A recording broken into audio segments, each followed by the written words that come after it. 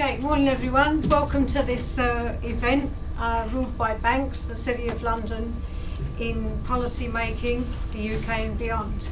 So the city has a history. We're talking about the city today. The history has dates back to before 1066.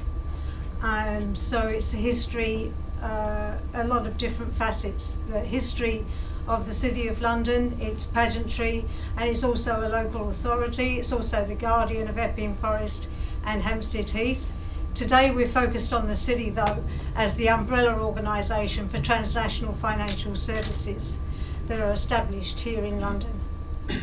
The firms that the city represents and promotes and lobbies for. Wall Street handles more money than the city, but much of the money handled by Wall Street is domestic within the US. So London is the world's biggest international financial service centre, and especially if you add in currency trading, of which London handles 35% globally. So what firms make up the city? What sorts of firms make up the city? Obviously transnational banks. These are the ones that I've identified, but there would be more. So obviously transnational banks, transnational insurance companies, the big four audit companies that do so much more than audit, the hedge funds with their lack of regulations and secrecy as they're not shareholder companies, with their fast buying and asset stripping and selling. Fund management firms, for instance, for pensions. Also city legal firms, as there's so much highly paid work in this, including in the international trade agenda. Some universities are part of the city's front group, the City UK, which is why the call is so strong from the city for no limits or regulations on foreign students. That's because they are lobbying for those universities. Global employment agencies like ADECO are also in there as part of financial services as well. So reason why the city is the strongest and best resourced voice for open borders and free movement and labour migration. So as I say, that's some areas that I've identified and others might come up during the day. We know instinctively, I think, and from what information that we do have through the secrecy of the city, and certainly from the global financial crisis, that the financial services industry creates distortions in our society, in power and in wealth and in priorities. But we don't always know how. There is a lot of secrecy. There's a lot to find out and a lot to expose. So this meeting today is an attempt to try to progress that, even if it's just starting to put together what we do already know between us, because the sum is often more than the parts. So to consider how the city affects policy making, and thus the governance of our country, and thus the lives we lead, and the lives of other people further afield.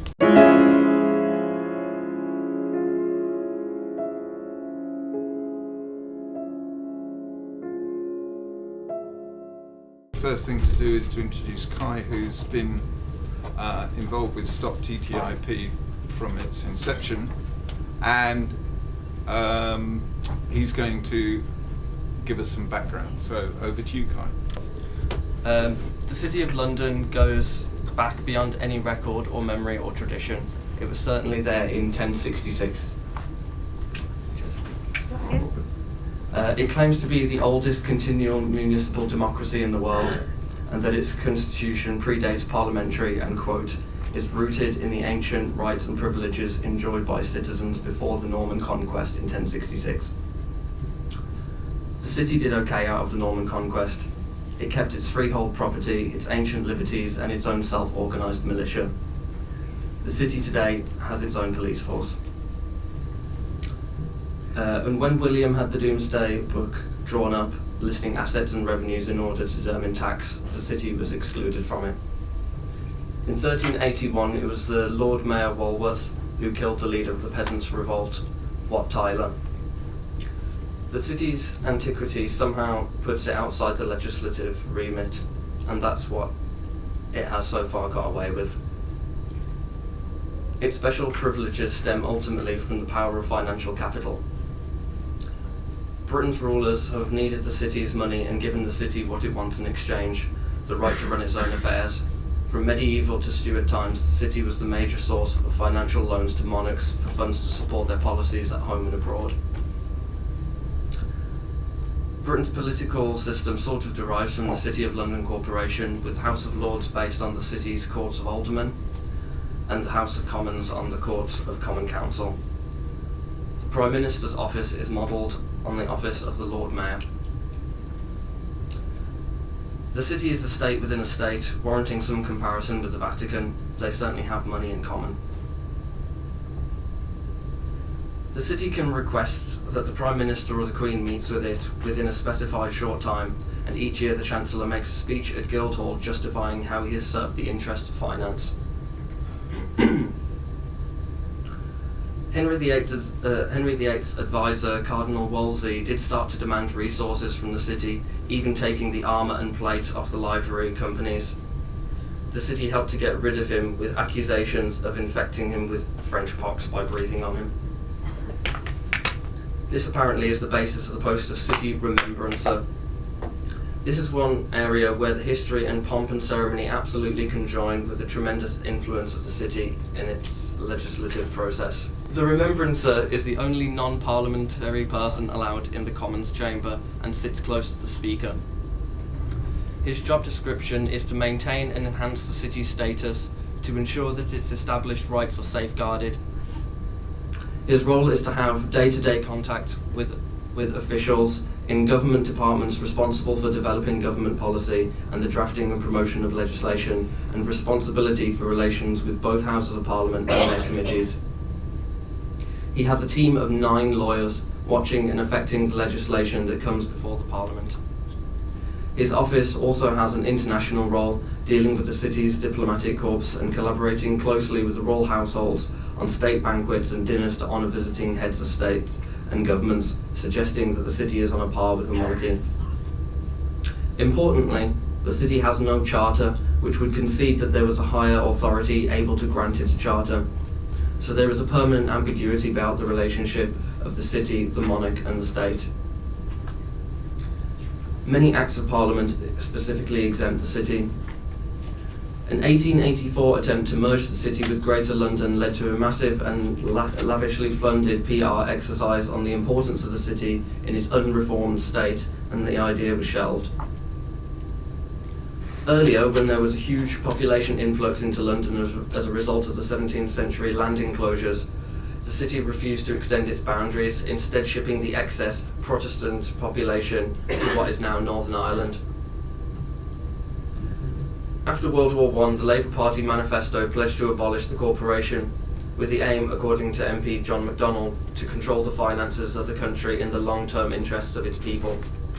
Attlee maintained this aim after World War II. The Bank of England, privately set up in 1694, was nationalised in 1946, but was still run by the same people, had no defined purpose, and government did not use the powers it was given in relation to it. Thatcher thwarted an attempt to make the city a democratically elected council.